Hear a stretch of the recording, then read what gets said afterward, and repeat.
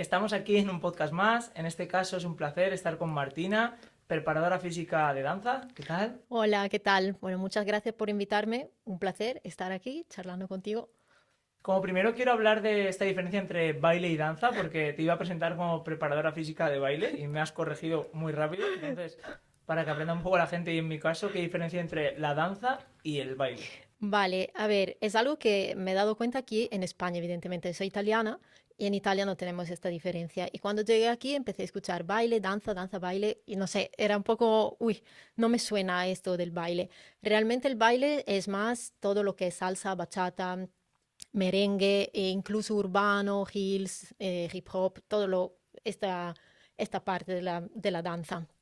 Pero todo lo que es más danza clásica, contemporáneo, modern, mejor llamarlo danza, porque son disciplinas totalmente distintas y sí que estamos más en la parte del arte, de la expresión corporal, etcétera, cuando hablamos de ballet, de contemporáneo, etcétera. El resto, mejor baile.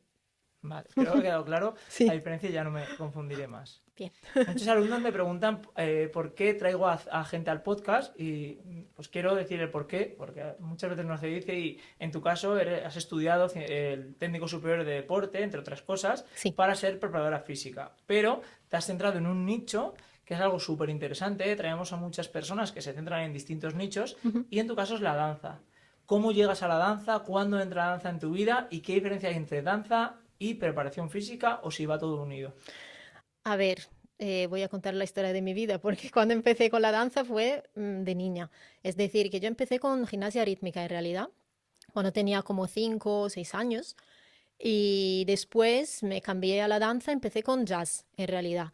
Y después llegó el ballet, que en realidad siempre es al revés. Primero ballet, luego llega todo el resto. En mi caso fue primero el jazz. Y desde entonces que me dedico a ello, cuando todavía iba al bachillerato ya lo tenía claro que quería dedicarme profesionalmente a la danza. Al principio yo decía, quiero ser profesora de danza. Y después, evidentemente, cuando empecé con mi preparación profesional, en lo que aquí en España sería el conservatorio, me di cuenta que también quería, evidentemente, bailar, ir en tournée y todo esto lo he hecho. Eh, y, mm, pero siempre dije, bueno, como plan B, si esto no va a funcionar, me gustaría hacer la universidad de actividad de ciencia del deporte, que en Italia se llama de manera distinta, pero bueno, lo que sea. Pero bueno, este momento nunca llegó porque realmente me fue muy bien como bailarina y me fui en tournée, trabajé con muchas compañías. Pero ¿qué pasa? Que luego siempre me ha gustado mucho experimentar y no me he quedado solo con la danza. Es decir, que luego empecé con el teatro físico, con el teatro, a actuar, con la voz, cantar y me acerqué también al pilates, al tai chi, al animal flow, muchísimas disciplinas, al yoga y entonces todo esto evidentemente ha alimentado mi danza, mi manera de expresarme y de trabajar con mi cuerpo y sobre todo de cuidarlo. Y ahí llega la preparación física, porque empecé sobre todo con el pilates y me di cuenta que mi manera de bailar cambió radicalmente, pero me di cuenta también que el pilates no era suficiente, porque los bailarines necesitan no solo control, sino fuerza, flexibilidad, agilidad, potencia, lo que necesita cualquier deportista. Entonces fue cuando empecé luego a profundizar todo esto y luego lo llevé a mis alumnas y luego al final decidí centrarme cada vez más en esta actividad. Así que mi plan B se ha transformado en mi plan A y es lo que me llena más ahora. Al final, poco a poco, viste la importancia del entrenamiento, en este caso preparación física, entrenamiento de Sí, fuerza, aplicado después a la danza y lo estás explotando realmente. exactamente, exactamente. Aparte de formarte en el mundo del entrenamiento, también sé sobre ti que te estás formando, te has formado en tema de emprendimiento, Sí. marca personal, crecimiento. ¿Crees que es de vital importancia para, a día de hoy, para un preparador físico, entrenador, formarse en el tema de marca personal, crecimiento y demás? Creo que sí. Creo que sí, sobre todo si alguien que se dedica a esto tiene un propósito fuerte. Eso porque las redes sociales al día de hoy es el medio más fácil que nos permite llegar a las personas y llegar de manera cercana, llegar de manera incluso real si lo queremos. Entonces yo diría que sí, que es fundamental. Antes las marcas nos hemos acostumbrado a que tienen unos valores, un propósito de marca, ¿no? Lo único que ahora ya lo aplicamos a la persona. En este caso, Martina, con tu cuenta de Instagram, tienes un propósito y unos valores. ¿Cuál Sí. sería si tuvieses que definir tu propósito? Mi propósito es que la mayoría, bueno, el mayor número posible de bailarines pueda vivir su danza de manera saludable y sin frustrarse. Y esto viene un poco de mi pasado, porque en mi época, cuando estudiaba y cuando me estaba formando, no teníamos nada, nada, nada parecido a la preparación física. Nosotros bailábamos y punto. Íbamos a nuestra clase de ballet, de contemporáneo, de modern, lo que sea, pero no teníamos nada que nos acompañara en el trabajo de fuerza, incluso el trabajo de la flexibilidad. O sea, como mucho nos empujaban en alguna posición y ya está. Entonces, creo que al día de hoy, gracias a todos los estudios que hay, está claro que es fundamental y quiero que todos los bailarines puedan tener este acompañamiento, sobre todo porque a nivel emocional ellos eviten frustrarse y decir no soy capaz, no voy a llegar nunca porque no tengo la espalda, las caderas, no sé, las dotes físicas, las condiciones físicas para poder llegar a ser un bailarín. Me gustaría que la danza fuera un poco más democrática para todos. ¿Crees que hay un déficit de preparación física en bailarines actualmente? Mucho, demasiado. Si yo te Sí. preguntase por un referente en el mundo de la preparación física en el mundo de la danza, ¿tendrías a alguien? Bueno, como referente, no. Quiero decir que antes me preguntabas si hay un déficit. Sí. Sí, pues no, porque somos demasiado pocos los que estamos haciendo esto el día de hoy. En el sentido que cuando empecé yo en redes sociales, nadie estaba explotando esto en redes sociales. O sea, no había nadie que hablaba de todo esto. De hecho, para mí fue muy difícil al principio, como no sabía utilizar las redes sociales, no tenía un ejemplo para poder seguir. Tuve que crearlo todo de la nada, digamos. De hecho, me criticaban porque me decían, la danza no es un deporte. ¿Qué estás diciendo? No es verdad lo que dices. No hace falta que trabajemos fuerza, no hace falta que fuera de nuestras clases de danza hagamos más. Y poco a poco tuve que educar a las personas, tuve que educar a los bailarines, que esto sí es fundamental. Así que al día de hoy yo no creo que haya un referente que, digamos, sí, me gustaría ser como este preparador físico. Aquí en España está Luis Gaeda, que es preparador físico y fisioterapeuta de la Compañía Nacional de Danza, y me parece que hace un muy buen trabajo, pero no explota nada a nivel de redes sociales, no habla fuera de la sala de danza. Entonces es como que esto se queda muy ahí encerrado solo para la Compañía Nacional de Danza. Y, jolín, y todo el resto de los bailarines que están en el mundo, ¿qué Al final, hacen? el propósito de democratizar la danza me parece muy interesante, pero mi pregunta es, ¿todo el mundo puede bailar? O sea, todo el mundo... La pregunta más fácil, ¿bailarín se nace o se hace? Bailarín se nace en el sentido que lo que nos mueve a todos los bailarines es una pasión, un fuego, que si conoces a un bailarín te das cuenta porque no existe otra cosa que la danza. Entonces se nace. Es decir, que si no nace con esta pasión, no puede seguir. A nivel físico, evidentemente, también se nace porque depende también donde tú quieres llegar. Quiero decir, si quieres ser una estrella del ballet y llegar a ser un étoile, tienes que tener ciertas condiciones físicas, ciertas condiciones mentales, ciertas condiciones de un entorno que te apoya, o sea, muchos factores. Pero yo siempre digo que cada uno de nosotros, bailarines, tenemos que entender hacia dónde queremos ir, porque en la danza hay muchos caminos, no existe solo el ballet, existe el contemporáneo, dentro del contemporáneo existe el contemporáneo más lírico o existe el contemporáneo más teatro-danza. Existen muchísimas, no sé cómo decir, eh, tipos de danza y podemos llegar a todos, entendiendo quiénes somos. O sea, no todos, quiero decir que cada bailarín tiene que seguir su camino según su personalidad. Eso al final entraría el entrenamiento dentro de cada bailarín en su rutina, ¿no? Dentro Sí, de... para mejorar. ¿Para ti qué es el entrenamiento?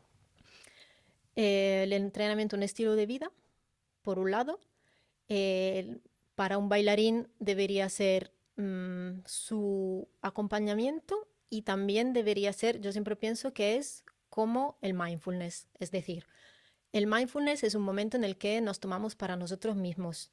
Las clases de danza En la clase de danza hay mucho ruido, porque tú estás con tus compañeros, con el profesor que te corrige, hay música y hay mucho ruido en tu cabeza, porque no paras, los bailarines somos todos así, no paras de autocriticarte, de mirarte al espejo, de pensar soy feo, no, esto no me ha salido bien, no, esto me podría salir mejor.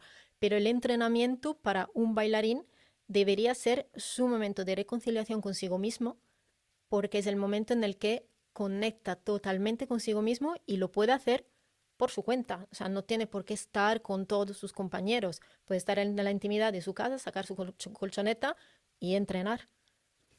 ¿Crees que para hacer preparación física o prescribir una preparación física en bailarines, en España tenemos el grado superior de TESAF, que se estudia en este caso aquí, y también estaría la carrera de Ciencias de Actividad Física y el Deporte?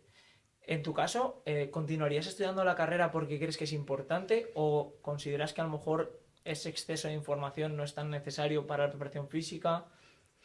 En mi caso, no lo haría.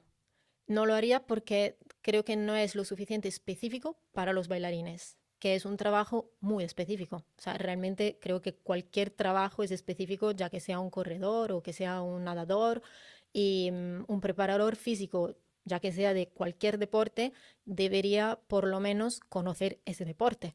Entonces, es como tú dices, a lo mejor es un exceso de información y sí que estaría bien que existiera, de hecho existe, una formación más específica para crear a esta figura profesional que básicamente casi no existe porque somos muy pocos los que nos dedicamos a esto para formar a preparadores físicos para bailarines. Al final ya serían formaciones no regladas, o sea, cursos específicos Exacto. para hacer algo de nicho en este caso. Sí, Me parece interesante para los alumnos que nos escuchen que al final siguen el ciclo de grado superior y carrera y a lo mejor no siempre es necesario. A lo mejor en tu caso tienes el grado superior, has encontrado tu nicho, sí, tu propósito realmente y en este caso lo explotas para llegar a obtener más alcance con redes sociales. sí. Entrando un poco en esto de las redes sociales, ¿cómo has llegado a los números que tienes actualmente, a ser quien eres, aparte de la formación que has hecho? Cuéntanos un poco, porque al final ahí ya estamos hablando de alcance y no de prescripción de ejercicio físico, ¿no? Nos Claro, interesa más saber vender el producto aparte del producto que sea. claro. Ten en cuenta que las personas no compran el producto, te compran a ti. O sea, te quieren a ti, porque te ven a ti, te conocen. em, Mira, una cosa que me pasa a veces y que todavía, a pesar de que ya llevo unos años en esto, y me hace siempre, no sé, sonreír, pero también me deja un poco así, personas que me escriben y me dicen, primero, hola Marti, me llaman mis amigos. Entonces, ya esto es como, ostras, sí que he llegado hasta esta persona, o sea, me he acercado hasta para llamarme Marti. Y luego te lo dicen, te dicen, es que de verdad me mandan audios, me mandan vídeos y me dicen, lo sé, te va a parecer raro, pero me parece que estoy hablando con una amiga, es como si te conociera. Entonces, esto pasa cuando realmente tú conectas con tus valores y logras comunicar a los demás tus valores y estos llegan evidentemente. ¿Crees que todo el mundo puede crear su marca personal en redes o Yo creo que sí. Todo el mundo puede si quiere. Quiero decir, no es fácil, evidentemente. Cada vez que vemos a una persona que, según nuestros ojos externos, ha tenido éxito, es porque ha fracasado otras 100.000 veces. En la 101.000, pues ha logrado llegar donde quería llegar. Entonces, bueno, mm, eso. en tu carrera profesional, tanto deportiva como de danza, incluso de crecimiento personal, qué formaciones o qué te ha hecho a lo mejor cambiar o dónde has hecho clic y has dicho, vale, este es el camino o este no, o actualmente lo sigues buscando? Yo creo que han habido un par de momentos que han sido momentos de inflexiones en mi vida. Uno ha sido a los 18 años, cuando estudiaba el conservatorio. La directora de mi academia, de mi conservatorio, tenía que presentar un proyecto y bueno, pasó de mí totalmente. Y dije, oye, pero ¿por qué siempre pasan de mí? ¿Por qué siempre me ponen detrás? ¿Por qué? ¿Por qué? ¿Por qué? Y me miré por dentro y dije, todo depende de mí. Si yo cambio mi actitud, entonces todo mi entorno va a cambiar. Y fue un punto de inflexión porque desde este momento empecé a trabajar sobre mí misma y efectivamente lo cambié. Luego empezaron a ponerme siempre delante, me elegían para hacer solos, para bailar en otras piezas, etcétera. Y otro punto de inflexión yo creo que ha sido empezar con mi emprendimiento, porque es un poco como la danza, estás constantemente delante de un espejo. A lo mejor no es un espejo físico como en la danza, pero te enfrentas todos los días contigo misma, con tus debilidades, con tus creencias limitantes que pueden llegar a ser montañas y obstáculos en algunos momentos. Así que yo creo que han sido estos dos momentos. Lo que has dicho es muy interesante porque al final como tú te veas y como tú te comportes es como te van a ver. Sí, Muchas veces nos victimizamos de cosas que pasan y realmente si haces una introspección en ti mismo te das cuenta de que te está pasando por cómo estás actuando contigo mismo y con el entorno. Entonces exactamente. eso es muy interesante y también lo intentamos transmitir en las Sí, clases. y además te digo, todo es comunicación, todo en la vida es comunicación. Y yo de esto me he dado cuenta en estos últimos años. A lo mejor me habría tenido que dar cuenta antes porque la danza es comunicación, pero bailas desde que eres niña y lo has tan interiorizado que no te das cuenta. Pero en el momento en el que te metes en las redes sociales y al principio ves que no llegas, porque al principio no llegas, o sea, es imposible hacer, no me lo creo las personas que dicen, he hecho mi primer reel y ha llegado a millones de personas. Puede que sí, pero es muy difícil que esto pase. Ahí te das cuenta que tu manera de comunicar es lo que atrae constantemente. Entonces, bueno, es un espejo. ¿Qué objetivos tiene Martina tanto en redes sociales, a nivel profesional? ¿Quieres tirar más al online o seguir presencial, combinarlo? Yo creo que es combinarlo. Por un lado, yo tengo dos objetivos, digamos, uno en este momento un poquito más fuerte que el otro, pero básicamente es, por un lado, seguir entrenando a bailarines, y esto tanto de manera online como de manera presencial. Em, de manera presencial me gustaría empezar a hacer talleres también en el extranjero, en Latinoamérica, o sea, que esto llegue más allá y por otro lado, seguir online. Pero tengo otro objetivo más grande que empezó este verano con la formación Ciencia y Danza, que se llama Ciencia y Danza Preparador Físico para Bailarines. Es decir, que ya no vamos hacia los bailarines para acelerar un poquito el proceso, vamos hacia profesores. Es decir, que yo a los profesores de danza les enseño todo lo que he aprendido en estos años para que ellos entrenen a sus alumnos. Así nos multiplicamos y esto va a crecer mucho más rápido. Y en este sentido puede ser tranquilamente online porque es una formación teórico-práctica, pero digamos al 80% teórica, entonces, bueno, el online funciona perfectamente. También me gustaría organizar congresos presenciales, pero bueno, poco a poco, todo llegará. Todo relacionado con la danza. Sí, sí, siempre. Si ahora mismo tuvieses que quitar la danza, baile, preparación física y dedicarte a otra cosa, ¿qué crees que elegirías o dónde te enfocarías? Qué pregunta difícil. Yo creo al marketing. Al marketing, no sé de qué manera, porque en este momento no me hace falta hacerlo, pero yo creo que ayudaría a las otras personas enseñándole lo que he aprendido de marketing en estos últimos años para que encuentren su propósito de vida y lo exploten. ¿Qué porcentaje crees que actualmente en redes sociales es marketing y qué porcentaje es realmente el producto como servicio de profesionalidad real, de lo que se ve en general? Uy, qué pregunta difícil. Me gustaría decirte un 50-50, pero es que depende mucho de la persona, quiero decir, de quién está detrás de las redes sociales. Y esto depende un poco de los valores de la persona. Hay personas que se meten en las redes sociales solo porque quieren facturar mucho y evidentemente si tienes estrategia puedes llegar a hacerlo sin problema. Y personas que mm, dan más importancia a sus propios valores y dicen, bueno, facturo un poco menos, pero sigo adelante con mis valores. En el momento en el que tus valores se encuentran perfectamente luego con tu marca personal, etcétera, entonces ahí es cuando realmente todo explota. ¿Qué consejos darías a personas que quieren empezar a estudiar, en este caso técnico superior deportivo, o están estudiándolo y quieren intentar hacerse un hueco en redes sociales, pero están un poco perdidos? ¿Cómo les orientarías simplemente con los conocimientos que tienes hasta ahora? Diría, lo primero es pregúntate siempre por qué haces las cosas y haz el ejercicio de los 5 por qué. Es decir, ¿por qué te has apuntado a un técnico superior? en acondicionamiento físico, por ejemplo. Y cada respuesta que te das vuelve a preguntarte el por qué, hasta profundizar realmente dónde está tu para qué. O sea, qué te mueve, porque te levantas por la mañana, a lo mejor a las 7 de la mañana para ir a estudiar. ¿Quién te está obligando? Quiero decir. Entonces, primero es buscar el para qué, el propósito, o sea, lo que te mueve, porque si no en redes sociales no vas a estar, no vas a aguantar la competición con muchísimas personas que están allí, no vas a aguantar el ritmo de publicaciones, porque publicar no es fácil. Y, y una vez que hayas encontrado tu para qué, disciplina, mucha disciplina. Sin disciplina no se llega a nada.